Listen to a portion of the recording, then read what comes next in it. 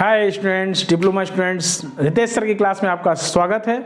और अभी हम लोग पढ़ रहे थे इसके पहले के दो लेक्चर्स जो हम लोगों ने पढ़ा था। ये पहला लेक्चर पढ़ा था किस पे, तो हम लोग पढ़े थे wave motion and its application पहले चैप्टर का, अप्लाइड फिजिक्स सेकंड का पहला chapter wave motion and its application, यानी कि तरंग गति एवं इसके अनुप्रयोग। और तरंग गति एवं इसके अनुप्रयोग का जो पहला टॉपिक था वो क्या था, यांत्रिक तरंगे, मैकेनिकल वेव्स और उसके टाइप्स। ठीक है, और उसके बाद दूसरा जो लेक्चर हम लोग का था वो किस पे बेस्ड था, तो दूसरा लेक्चर था कि तरंग संबंधी जो है भौतिक राशियां कौन कौन सी होती हैं। इन सारी चीज़ों को हम लोगों ने अभी तक देख लिया है। और अब यहाँ पे जो हम लोग one of the important topic पढ़ने जा रहे हैं, जो इस चैप्टर से लगभग हर दूसरे साल या तीसरे साल पूछ ही लेता है, वो टॉपिक है तरंग गति, तरंग आवृत्ति तथा तरंग वेग में संबंध।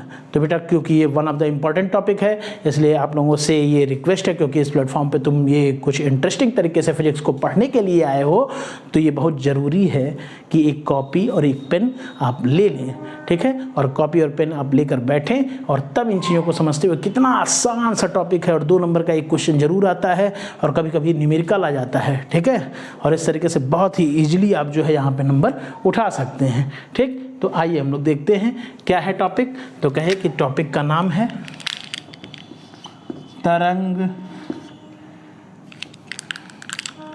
वेग, यानी वी, तरंग आवृत्ति, तरंग आवृत्ति कहिए या सिंपली आवृत्ति कहिए, जिसको स्मॉल एन से डिनोट करते हैं। ठीक, तथा तरंग दैर्घ्य, यानी लैम्डा में संबंध। ठीक है, रिलेशन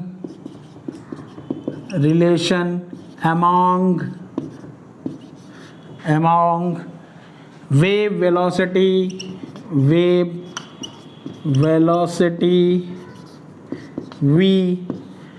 ठीक है, wave frequency small n and wave length lambda. और ये हो गया इम्पॉर्टेंट। कौन सा इम्पॉर्टेंट, तो वेरी इम्पॉर्टेंट। सिंबल लगा लेना, हर साल आने के चांसेस रहते हैं, इसलिए one of the important topic है। और देखिएगा कैसे इसको जो है हम लोग बहुत ही ईजिली तरीके से सॉल्व करेंगे क्लास 6, 7 और मैथ वाले पोर्शन के हिसाब से। देखो, छोटे पर तुमने पढ़ा था, क्या पढ़ा था, छोटे पर तुमने पढ़ा था 10 रुपए की 2 पेंसिल, तो 1 पेंसिल कितने की, क्या करते थे, वही चीज़ यहाँ पे भी करना है। कैसे निकालेंगे, तो देखो, कहे t सेकेंड में तरंग द्वारा चली गई दूरी, यानी एक तरंग जो है ना वो t सेकंड में कितना चलेगा। t क्या होता है, आवर्तकाल होता है। तो 1 सेकंड, t सेकंड में एक आवर्त यानी एक कंपन पूरा करेगा। बोलो सही है कि नहीं है, यहाँ पे t हुआ, तो कहे t सेकंड में, और ये क्या होता है, तो कहे ये होता है एक लैम्डा के बराबर। तो कितनी दूरी, तो कहेंगे लैम्डा दूरी चलेगा। लैम्डा क्या है बेटा, तरंग दैर्घ्य, जस्ट इसके पहले वाले लेक्चर में, और अगर नहीं देखे हो तो अब से देख लो।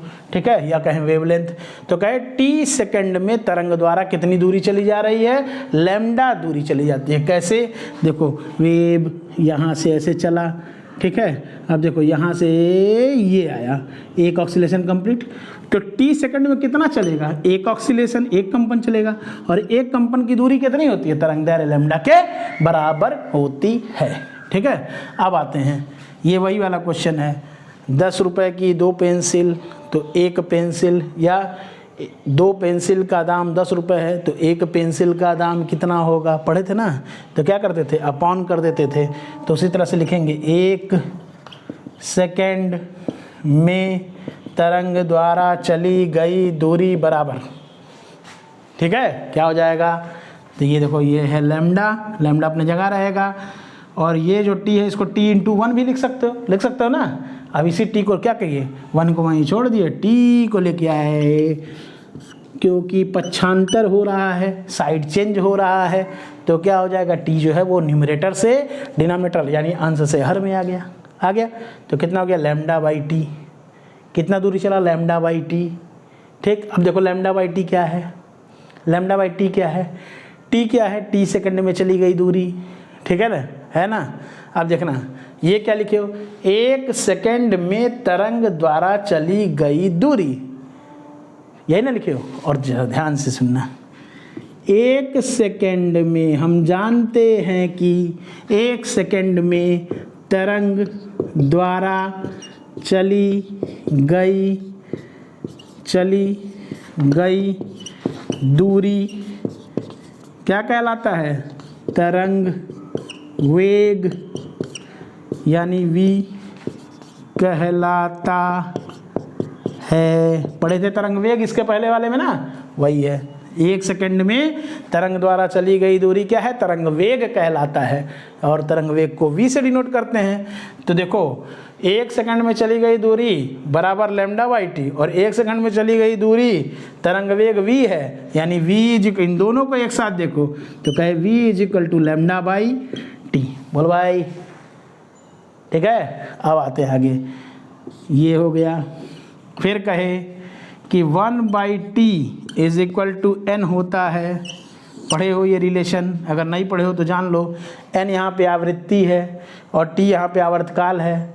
ठीक है, तो आवृत्ति का फार्मूला क्या होता है, आवृत्ति किसको कहते हैं, तो कहेंगे 1 सेकंड में नंबर ऑफ ऑक्सीलेशन यानी 1 सेकंड में कंपनों की संख्या को, और ये क्या है, एक कंपन में लगा समय, तो क्या हो जाएगा, अपॉन कर दिए, इन दोनों में इन्वर्स का रिलेशन सीधे बन गया। तो कहे 1 by t equal to n. अब 1 बाई टी ये क्या लिखा हुआ है, v is equal to lambda by t. इसी को तुम ऐसे भी लिख सकते हो, lambda into 1 by t, 1 by t. इस 1 बाई टी के जगह पे n रख सकते हैं कि नहीं, अगर ये n के बराबर है रख सकते हैं, रख देते हैं। हो गया v is equal to n into lambda, 1 by t के जगह पे आ गया n, तो क्या हो गया v is equal to n lambda. ठीक है, अब आ जाओ v क्या है, तो v है यहाँ पे तरंग वेग। ठीक है, बराबर n क्या है, तरंग आवृत्ति। ठीक, गुणे ये क्या है, गुणे लैम्डा क्या है, तरंग दैर्घ्य है, तरंग।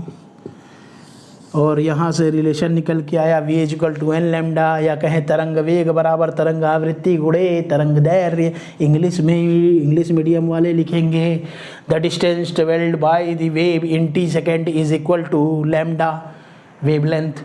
The distance travelled by the wave in 1 second is equal to lambda by T. फिर क्या लिखेंगे, the distance travelled by wave in 1 second is called wave velocity.